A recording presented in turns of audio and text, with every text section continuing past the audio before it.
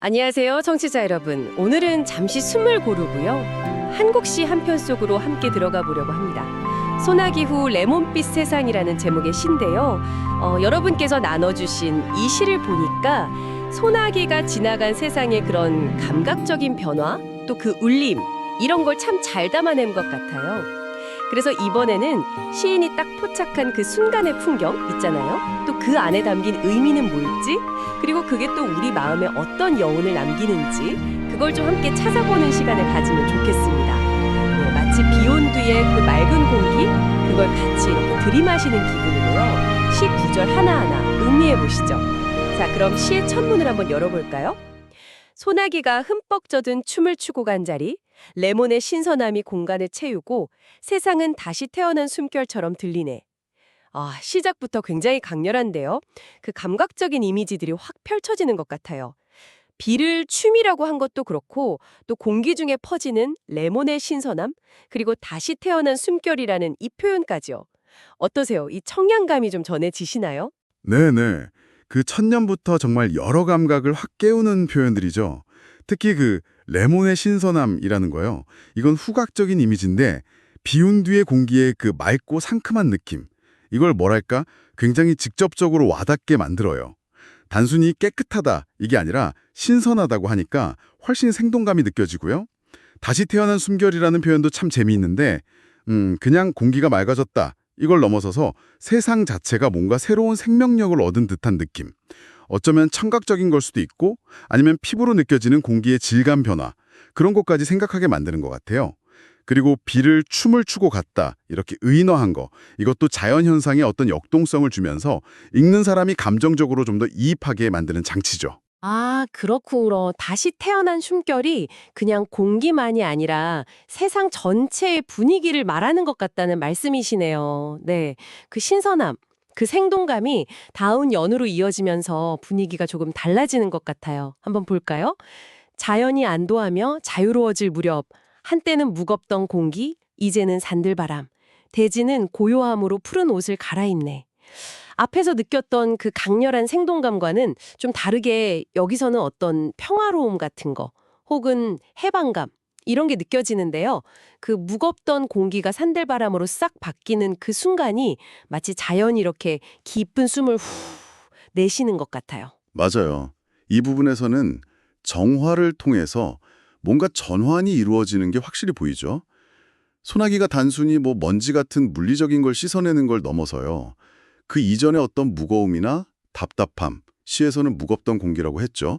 그걸 해소하고 새로운 상태, 그러니까 산들바람, 푸른 옷, 이런 상태로 이끄는 과정을 보여주는 거죠. 대지가 고요함으로 푸른 옷을 갈아입는다는 표현, 이거 참 시각적으로 선명하면서도 동시에 정적인 평온함하고 생명력이 다시 살아나는 걸 함께 담아내고 있어요. 그리고 자연이 안도하며 자유로워진다는 이 표현은 소나기가 가져온 변화를 그냥 물리현상이 아니라 마치 감정적인 해방의 과정처럼 느끼게 만들어요. 뭐랄까 억눌렸던 것이 탁 풀려나는 듯한 그런 카타르시스, 그런 느낌을 주죠. 카타르시스적인 해방감이요? 오, 듣고 보니 그러네요. 확실히 소나기 지나고 나면 그 고요함 속에 그런 후련함 같은 게 있잖아요. 근데요, 이 안도라는 표현 뒤에는 혹시 그 격렬했던 소나기를 막 겪어낸 다음이라 약간은 좀 지친 상태, 그런 취약함? 이런 뉘앙스도 혹시 숨어 있을 수 있지 않을까요? 이게 마냥 평화롭기만 한 걸까 싶기도 하고요. 그거 아주 흥미로운 지적이신데요. 네, 충분히 그렇게 볼 여지도 있다고 생각합니다. 안도라는 말 자체가 원래 어떤 긴장이나 어려움이 끝나고 나서 오는 감정이잖아요. 그러니까 격렬한 춤을 추고 간 그 소나기의 여파로 잠시 숨 고르는, 어쩌면 약간은 지친 듯한 그런 고요함, 이렇게 해석할 수도 있겠습니다. 그렇지만 시 전체적인 분위기를 보면요. 그 고요함이 어떤 부정적인 무기력함 이쪽보다는 긍정적인 평화, 그리고 재충전을 위한 어떤 준비 상태, 여기에도 가까워 보이긴 해요. 특히 푸른 옷이라는 그 생명력의 이미지가 이걸 좀 뒷받침해 주는 것 같고요. 아마 시인은 그 양면적인 감정의 미묘한 지점, 그 경계를 딱 포착하고 싶었던 게 아닐까 싶기도 합니다. 그 미묘한 경계 위에서, 이제 시선이 조금 더 세밀한 풍경으로 옮겨가는 것 같아요. 앞에서 이야기 나눈 그 정화 그리고 전환, 이게 시각적으로 어떻게 나타나는지 한번 보시죠. 수정 같은 눈물로 장식된 나뭇잎들, 색은 더 짙어지고 더 풍부해지고 씻겨진 세상 초록 숨결로 반짝이네. 나뭇잎에 맺힌 빗방울을 수정 같은 눈물이라고 표현한 거, 이 비유 정말 아름답지 않나요? 그리고 비에 씻긴 세상의 색깔이 더 선명해지고 초록 숨결로 반짝인다? 이 표현에서는 막 생명력이 살아 움직이는 듯한 느낌이 들어요. 네, 그 수정 같은 눈물이라는 표현은 정말 여러 의미를 담고 있는 것 같아요. 매력적이죠. 맑고 투명하게 빛나는 그 빗방울의 아름다움을 수정에 빗댄 거잖아요. 근데 동시에 눈물이라는 단어를 썼단 말이죠. 이게 앞에서 말씀하신 그 소나기 후의 정화 과정에 어쩌면 좀 정서적인 깊이, 아니면 약간의 애잔함, 이런 것까지 더하는 효과가 있을 수 있어요. 그러니까 단중이 깨끗해졌다, 이게 아니라 비가 세상을 더 강렬하게 느끼도록 우리의 감각 자체를 확 일깨우는 역할을 하는 거죠. 색은 더 짙어지고 더 풍부해지고, 이 구절이 딱 그걸 보여주잖아요. 비가 마치 필터처럼 작용해서 세상의 본래 색깔, 형태를 더 선명하게 드러내주는 거예요. 초록 숨결로 반짝인다는 건 그냥 시각적으로 빛나는 걸 넘어서 살아 숨쉬는 듯한 그 생명력의 에너지, 그걸 느끼게 하는 거죠. 이건 단순한 정화를 넘어선 감각의 증폭이라고 할 수 있을 것 같습니다. 감각의 증폭이요? 그러니까 비가 세상을 그냥 씻어내기만 하는 게 아니라 오히려 더 또렷하게, 더 강렬하게 보게 만든다. 이런 해석이시군요. 그럼 이 증폭된 감각은 외부 세계에만 머무는 걸까요? 시는 되게 자연스럽게 우리 내면으로 시선을 옮겨가요. 비의 품에 안기면 영혼이 되살아나고 마음은 위안 찾아 새처럼 날아가고 소나기의 기억은 물감처럼 번져가네. 보세요. 외부의 비가 내면의 영혼과 마음에 직접 영향을 묻히고 있잖아요. 그렇죠. 바로 이 연에서 외부 자연, 즉 비하고 내부 세계, 영혼이나 마음하고의 경계가 뭐랄까 허물어지는 듯한 그런 교감을 보여주는 거죠. 비가 더 이상 그냥 바깥 풍경이 아니라 마치 포근한 품처럼 느껴지고 그 안에서 영혼이 되살아난다고 표현하잖아요. 이건 단순한 기분 전환 정도가 아니라 거의 영적인 소생, 그런 경험처럼 묘사된 거예요. 마음이 위안을 찾아 새처럼 날아간다. 이 비유는 심리적인 해방감, 평온함을 정말 효과적으로 전달하고요. 여기서 또 흥미로운 게 소나기의 기억은 물감처럼 번져가는 이 구절인데요. 그 강렬했던 소나기 경험, 또 그걸로 얻은 감정들이 시간이 지나도 그냥 사라지는 게 아니라 마치 물감이 종이에 스며들듯이 우리 의식이나 감성에 부드럽게 그리고 계속해서 영향을 미친다. 이런 의미로 볼 수 있겠죠.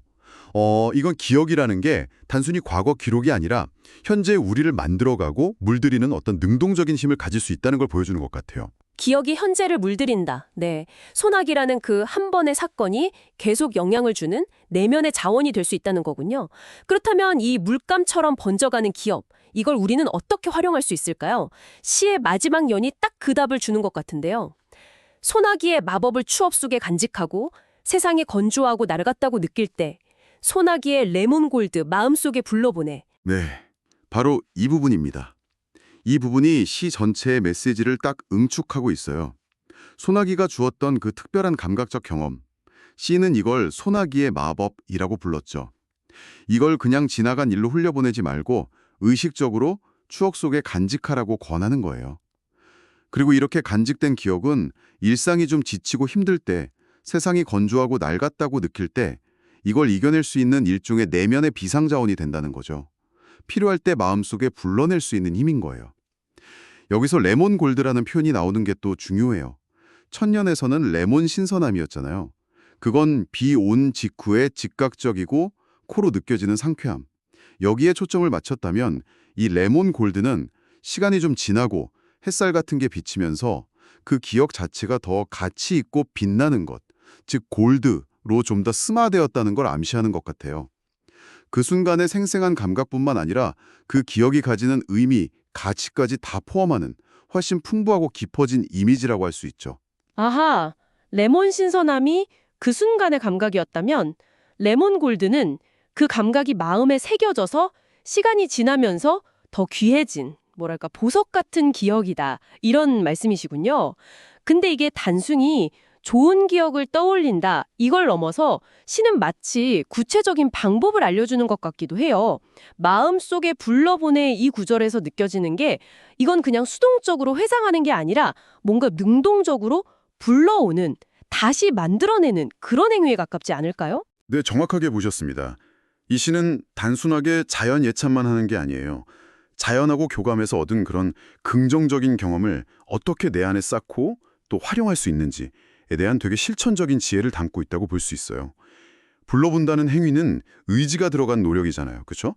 그러니까 우리는 우리 스스로 마음 상태를 조절하기 위해서 과거에 좋았던 그 감각 기억을 의도적으로 현재로 가져올 수 있다는 겁니다. 이게 심리적으로는 굉장히 강력한 힘이 될 수 있어요. 외부 환경이 좀 메마르고 힘들 때 내 안에 저장된 레몬골드 같은 생생하고 긍정적인 감각 기억을 꺼내서 현재의 감정을 좀 환기시키고 내면의 생기를 되찾는 거죠.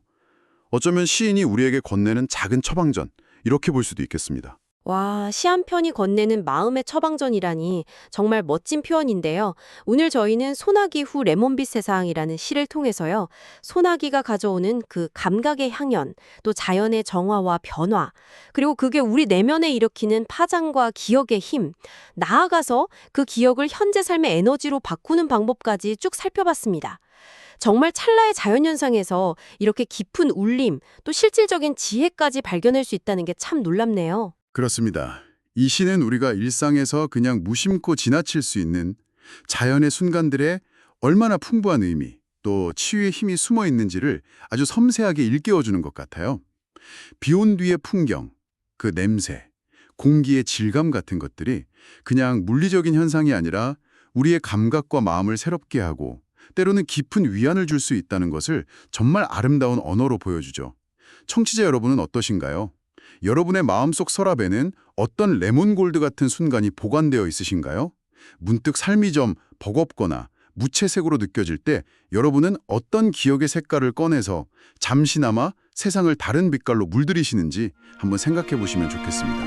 네, 우리 각자의 마음속에 숨겨진 그 레몬 골드를 찾아보는 여정, 그것만으로도 좀 건조한 일상에 작은 촉촉함을 더할 수 있을 것 같아요. 어쩌면 시인이 말하는 진짜 마법이라는 건 소나기 그 자체가 아니라 그 순간을 온전히 느끼고 또 마음 깊이 간직하려는 우리의 그 마음, 거기에 있는 건 아닐까 하는 생각도 드네요. 오늘 저희와 함께 이 시의 깊은 세계를 여행해 주셔서 감사합니다.